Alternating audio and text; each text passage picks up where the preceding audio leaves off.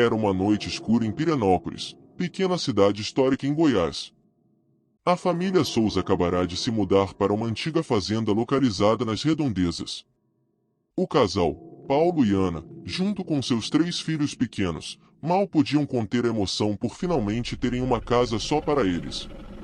As crianças, ainda inocentes, corriam pelo amplo terreno, maravilhadas com a nova vida no interior. A fazenda parecia um sonho realizado, espaçosa, bonita, cercada por natureza. Porém, ao anoitecer, uma sensação estranha parecia tomar conta do lugar. Sombras dançavam pelo casarão colonial. Sons ecoavam sem explicação pelos cômodos vazios. Naquela primeira noite, depois de colocar os filhos na cama, o casal se recolheu ao próprio quarto.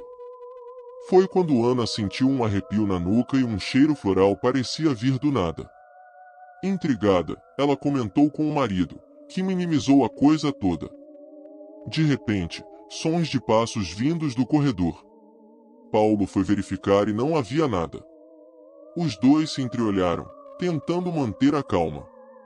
Resolveram ignorar os eventos estranhos daquela noite e dormir.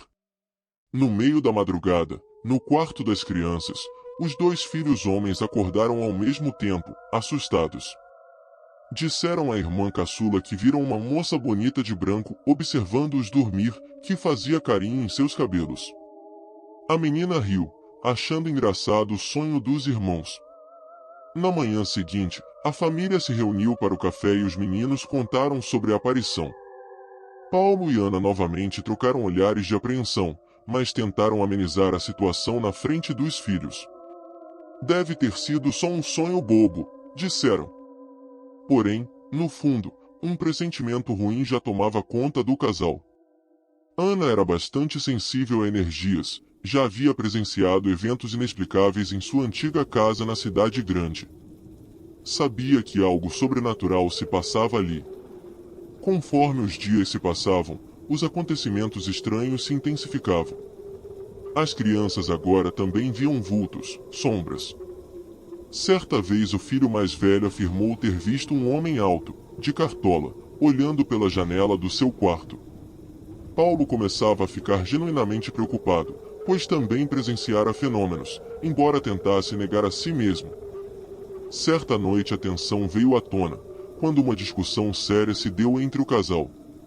Ana implorava para ir embora dali, que aquela casa tinha algo de errado. Paulo argumentava que tinham investido todas as suas economias naquele lugar, que não podiam simplesmente desistir assim. Foi quando aconteceu o pior. Um barulho ensurdecedor veio do sótão, como se dezenas de ratos corressem sobre suas cabeças. As crianças gritaram, chorando, abraçadas à mãe. Neste momento, Paulo finalmente se rendeu à evidência dos fatos. Prometeu à esposa que assim que amanhecesse, colocariam à venda a propriedade amaldiçoada. Ana só conseguia pensar em sair dali o quanto antes. Tinha a terrível sensação de uma presença maligna pairando sobre eles, especialmente sobre as crianças inocentes. E naquela noite, o casal manteve as luzes acesas, vigiando os sonhos dos filhos. O medo os mantinha acordados, esperando o sol nascer para poderem partir. Na manhã seguinte, tão logo o sol surgiu, a família Souza já se preparava para deixar a sombria fazenda. Paulo havia acordado antes de todos, com olheiras profundas. Passará a noite em claro, alerta a qualquer som, movimento ou presença sinistra. Chegou a pegar no sono por alguns instantes, quando teve um pesadelo vívido. Sonhou que uma entidade demoníaca o agarrava pelo pescoço, uma mulher de vestidos rasgados e olhos fundos. Acordou sobressaltado, mas não contou nada à esposa para não assustá-la ainda mais. Enquanto Ana arrumava as malas, Paulo foi até o escritório da casa ligar para a imobiliária. Queria avisar que colocariam o imóvel à venda imediatamente. Mas, assim que pegou o telefone, a linha estava muda. Tentou de todos os jeitos, mas sem sucesso. Estranho, ontem o telefone funcionava perfeitamente. Foi então que as luzes piscaram e uma rajada gelada percorreu a sala. Paulo sentiu seus pelos se arrepiarem, o temor percorrendo seu corpo.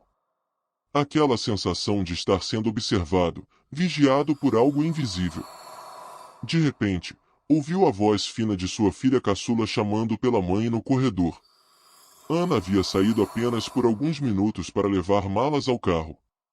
A menina parecia apavorada. Paulo correu até ela, que soluçava copiosamente. Entre lágrimas, a pequena descreveu que uma moça havia aparecido para ela no quarto, dessa vez não parecia amigável. Tinha um olhar ameaçador. O coração de Paulo quase parou. Pegou a filha no colo e saiu de casa o mais rápido que podia. Colocou a pequena chorosa no carro e gritou por Ana. Sua esposa apareceu correndo do lado da casa. Ele implorou para que deixassem tudo para trás e partissem imediatamente. Contou o ocorrido com a criança e que algo maligno não queria que saíssem dali. Retiraram as outras duas crianças do interior da casa, também em pânico. Entraram no carro, deram a partida no motor e arrancaram para a estrada de terra, de onde avistaram a sinistra casa se distanciando. Paulo sentia que deixavam para trás não apenas um imóvel, mas uma entidade das trevas. Olhou pelo retrovisor, vendo seus filhos assustados no banco de trás. Prometeu a si mesmo nunca mais entrar em uma casa sem antes investigar sua história. O casal Souza havia escapado por pouco do que poderia ter sido uma tragédia. Aquela experiência assombrosa os marcaria para sempre. Ana só conseguia rezar em pensamento, agradecendo por estarem vivos. Sabia que muitas famílias desapareceram em circunstâncias semelhantes, e um pressentimento lhe dizia: esta não seria sua última experiência com o mundo dos mortos. Alguns meses se passaram desde o terror vivido pela família Souza na antiga fazenda assombrada. Eles estavam agora morando na casa de parentes na cidade grande, tentando voltar à rotina e superar o trauma. As crianças haviam passado a dormir juntas, com medo de ficarem sozinhas. Acordavam diversas vezes durante a noite, chorando de pesadelos. Paulo e Ana faziam o possível para acalmá-los, também abalados. Certo dia, Ana estava sozinha em casa com os filhos, enquanto o marido trabalhava. Estavam almoçando, quando a campainha tocou. Ana estranhou, não esperavam visitas. Abriu a porta e deparou-se com um casal de idosos, de aparência simpática. Eles se apresentaram como João e Lúcia, antigos moradores da região. Disseram que souberam sobre a passagem da família pela fazenda mal assombrada e que poderiam ajudá-los. Ana os convidou para entrar, intrigada. O casal explicou que viviam próximos à propriedade e conheciam histórias sobre presenças demoníacas rondando aquele lugar, vitimando famílias ao longo de décadas. Eles pertenciam a um grupo secreto que investigava eventos paranormais para ajudar as vítimas. Por isso vinham oferecer ajuda espiritual, para que pudessem encontrar paz. A princípio desconfiada, Ana aos poucos foi sensibilizada com a aparente genuína intenção dos dois. Contou sobre tudo o que haviam passado na fazenda, o terror que sentiram. Disse que as crianças ainda estavam traumatizadas. João e Lúcia escutaram com atenção o relato. Explicaram que, provavelmente, estavam lidando com possessão demoníaca, e que o ritual padrão de exorcismo precisaria ser aplicado na casa para liberar as entidades capturadas. Por mais extraordinário que tudo soasse, no fundo Ana sentia que poderia confiar naqueles humildes senhores. Marcaram de chegar todos juntos à fazenda na manhã seguinte, acompanhados de Paulo. Quando ele chegou do trabalho, Ana explicou a situação inacreditável. Paulo achou absurdo a princípio, mas diante da insistência da esposa, concordou em ir até o local para que pudessem ter paz de espírito. No dia seguinte, o casal de idosos apareceu. Entraram no carro e seguiram pela estrada deserta até a temida casa. A tensão era visível nos rostos de Paulo e Ana. As lembranças sombrias afloravam. Ao chegarem na fazenda mal assombrada, desceram do carro apreensivos. João carregava uma grande maleta. Tiraram de lá objetos ritualísticos, como crucifixos, alho, água benta. Paulo não pôde conter o sarcasmo. Isso parece filme de terror B. Um olhar sério de Ana o fez calar-se.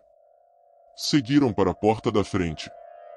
O casal de idosos pediu que aguardassem do lado de fora enquanto realizavam o ritual dentro da casa. Entraram decididos. Agora Paulo e Ana só podiam rezar.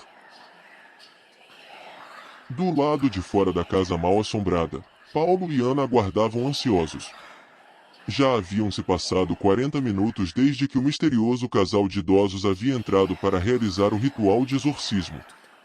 A tensão no ar era palpável.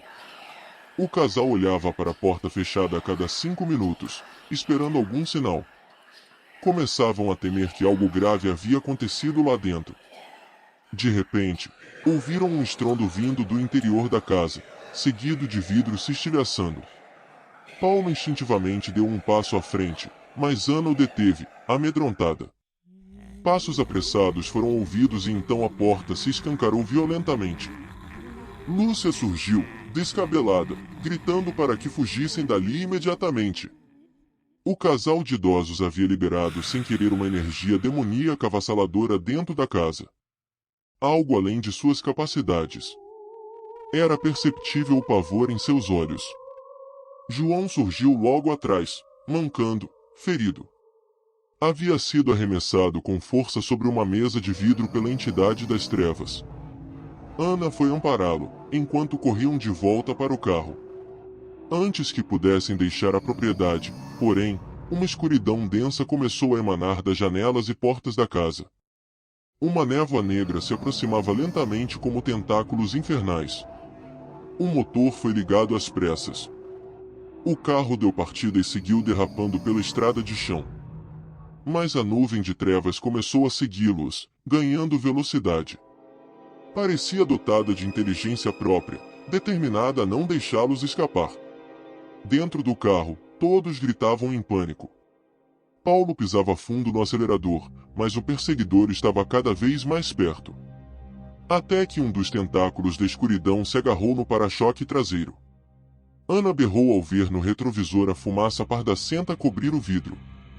Desesperado, Paulo fez uma manobra brusca no volante, desviando da estrada. O carro capotou várias vezes em alta velocidade até bater de lado em uma árvore. Todos foram arremessados para fora com um violento impacto. No chão, feridos, viram com horror a névoa se aproximar, como um predador enfim alcançando sua presa. Não havia mais como escapar. Então, as trevas os envolveram por completo, tragando-os para dentro de uma escuridão mortal.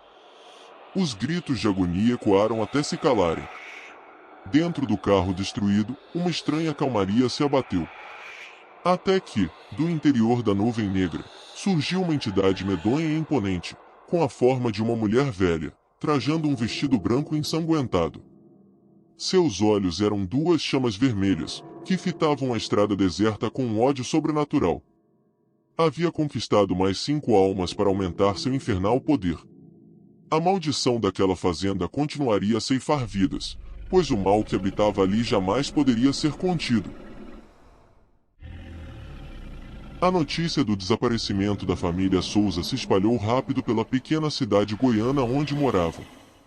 Ninguém sabia ao certo o que havia acontecido, mas boatos sobre o envolvimento de forças ocultas logo surgiam. A polícia local investigou o caso, mas não encontrou pistas nos destroços do carro capotado na beira da estrada deserta. Foi como se todos houvessem evaporado no ar. O mistério só aumentava o temor da população. Semanas se passaram até que um casal de médiuns chegou à cidade, alegando ter informações sobre o paradeiro da família por meio de visões. Afirmaram que estavam presos em um tipo de limbo, controlados pela entidade que habitava a fazenda maldita. Os médiuns contaram terem visto em transe a fazenda envolta em trevas densas, de onde provinham gemidos e gritos de dor. Disseram que muitas almas de vítimas passadas também estavam aprisionadas lá. A energia negativa era tão intensa que nenhuma força viva conseguiria se aproximar. Somente um ritual poderoso realizado à distância poderia abrir um portal e libertar aquelas almas atormentadas. No dia marcado, os médiuns lideraram um grupo de moradores em vigília nas redondezas da fazenda. Depois de horas entoando cânticos e orações, Um clarão surgido do nada cegou a todos temporariamente. Ao recuperarem a visão, viram uma névoa negra se erguendo sobre a casa amaldiçoada, aos poucos se dissipando como fumaça ao vento. A sensação de terror que sempre pairava naquele lugar havia sumido. Na manhã seguinte, resolveram ir até a fazenda conferir. Andaram cautelosos pelo interior do casarão, agora banhado pela luz do sol que entrava pelas janelas empoeiradas. Nenhum vestígio de escuridão permanecia. No sótão, fizeram a descoberta. Os corpos da família Souza jaziam enfileirados, aparentemente incólumes. Pareciam apenas dormindo.